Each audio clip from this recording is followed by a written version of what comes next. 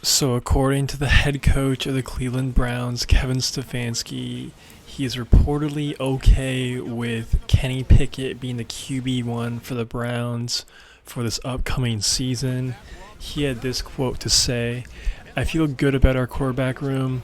Obviously, it's March 31st, so there's still a draft to be had. It's not August 1st. I will say this, Kenny Pickett's a guy that I believe in, that we believe in." Now, as far as Kenny Pickett being the QB1 potentially for the Browns in the 2025 season, call this a hot take, call this controversial. I know Kenny Pickett kind of had some pretty memeable moments in 2024 with the Eagles, but I think he could be a good QB1 for the Browns in 2025. Now, I'm going to tell you why. One, I feel like Kenny Pickett showed some flashes when he was the starter on Pittsburgh. Was he a complete quarterback? Absolutely not. Can he be a franchise guy one day? Absolutely not. But I feel like he could maybe be in that top 20 range, maybe 25 range. I just feel like he could be a competent starter on a somewhat consistent basis for a team that doesn't really have a lot of high expectations going into this season. And in general, I think it's in the Browns' best interest to not be that competitive in 2025 and in 2026. I think for a long-term plan, or at least the next 2 years for the Browns, it should be to accumulate high draft picks in the 2026 season and the 2027 season, so that when they finally get Deshaun Watson off the books, they have high cornerstone franchise pillar players to hopefully compete for a Super Bowl or the playoffs once again. Because, spoiler alert, they're not going to be doing that anytime soon. They're not going to be doing that in 2025 and not in 2026. Maybe in 2027, I'm not sure. But for the next 2 years, this isn't going to be a team competing for a playoff spot. So why not throw Kenny Pickett to the Wolves? I like it. Let me know if you agree with me. And as far as just Kenny Pickett and the Browns being somewhat entertaining, I think he's a lot better than DTR. Unfortunately, DTR wasn't that great a year ago, and there's no way that he's capable of starting a whole regular season for the Browns in 2025. I mean, they hypothetically could, but they're definitely going 0-17 if that were to happen, and yeah. So yeah, man, let me know what you think about Kenny Pickett, and do you think it is in the Browns' best interest to more or less be uncompetitive for the next couple of years? Let me know in the comments below. Now, for this upcoming draft, as of right now, the Browns hold the second overall draft pick. A lot of buzz about Abdul Carter going number 2 to the Browns. He is reportedly the betting favorite to go number 2 overall. And I like this move a lot more than the Browns drafting Shador Sanders or Jackson Dart. Like I just mentioned, if they could just add more franchise type players like Abdul Carter, and then in the 2026 draft, maybe add like A+ O lineman, or maybe a great linebacker, or maybe another corner to pair with Denzel Ward. I'm not sure, but taking Shador, taking a quarterback in the first round of this draft is not the move. So Abdul Carter to Cleveland, I love it a lot. To pair him with Myles Garrett, you're really building a good defense, and that Browns defense was low-key not too bad a year ago. And the year they made the playoffs with Joe Flacco, that defense was pretty elite.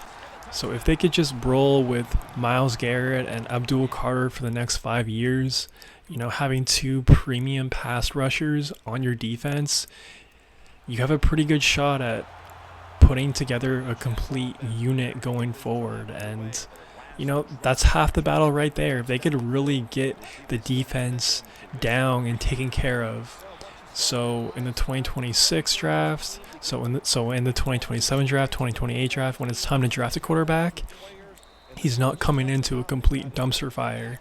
He'd come to a team that has a really good defense with great pass rushers. But yeah, man, let me know if you like Abdul Carter going to Cleveland, or do you want Travis Hunter to go to Cleveland? Let me know in the comments below.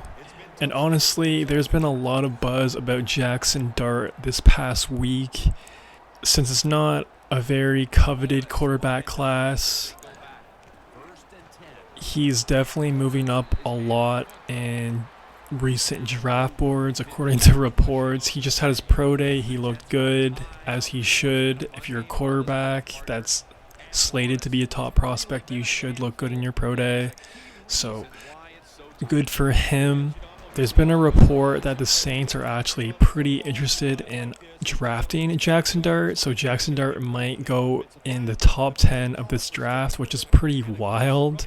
As of right now, the Saints hold the number 9 overall draft pick. Now, I'm just curious, if you're watching this right now, what do you think about Jackson Dart being a top 10 draft pick? I think I don't know. I mean, like, if the Giants are going to take Shedeur at number 3, I guess anything is on the table. Shedeur Sanders is no way a top 5 draft pick. So I guess if that actually happens, then sure, why not make Jackson Dart a top 10 draft pick? But I just think that's kind of crazy to me. I see him more being appropriate to go, like, in the first round, kind of like in the 20s, somewhere in the middle of the first round, but a top 10 draft pick, jeez. But then again, if you're the Saints and you have Derek Carr and Spencer Rattler, you kind of got to do what you got to do. Derek Carr, I feel like every Saints fan is not a fan of him at all, and he just takes up a ton of cap space.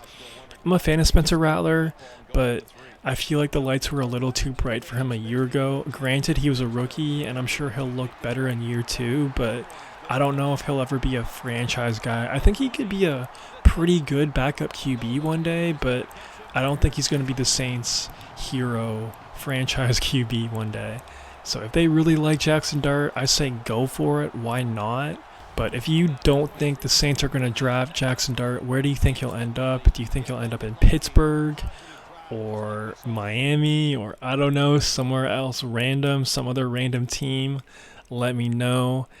And speaking of Pittsburgh, over this past weekend, Aaron Rodgers had a throwing session with DK Metcalf.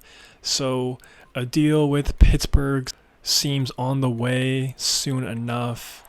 So Aaron Rodgers to Pittsburgh. We'll see how it all works out, man. I honestly have no prediction. It could go well. It could be a decent move. It could be a complete train wreck. We'll have to see. But yeah, man, let me know what you think about the Browns, Kenny Pickett, Abdul Carter, and everything else in between. If you made it this far, like the vid and subscribe. It would help out your boy a ton. That's all I got for right now. Peace. Got to be happy with the passing attack so far in this game. The quarterback has great confidence, and why not? He's one of the more talented guys in the NFL. Good recipe for success. Jim Nantz, that was the old fly route. When we were kids, that's what they called it. See if you can fly by the defensive back. He did that time. Nice throw and catch. Halftime, 2 minutes away.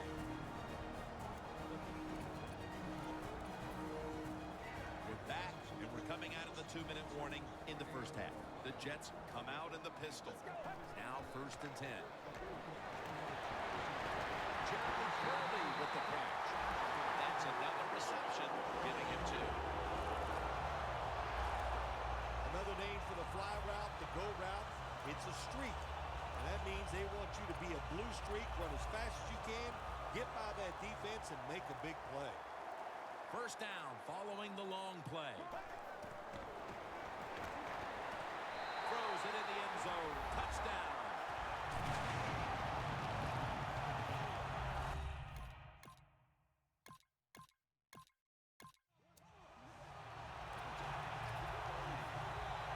The Jets offense looks unstoppable. Touchdown drives the last 2 times they've had it. And here they go again, Phil. Yeah, they've been very good, Jim. They're taking advantage of situations and scoring touchdowns, and we know that's what you must do. If you don't get these touchdowns, what happens later in the game? It always comes back to bite you. Almost to the 40 at the 39-yard line.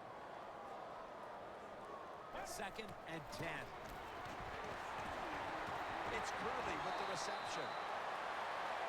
The Jets decide to take a timeout here, leaving them with only one. The Jets have a 3rd down coming up. They did a great job a week ago of converting on 3rd down. 3rd down and 1. And Morris has got it and a first. The Jets will use a timeout here. They'll talk it over before running a play on 1st down.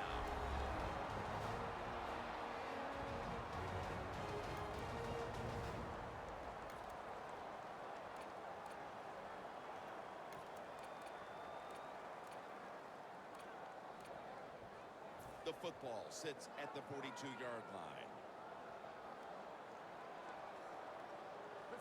1st and 10. To Marshall. The ball was knocked out. So many times when you drop a football in the NFL, a pass like that, it's because of lack of concentration. You're just not serious about what you're doing.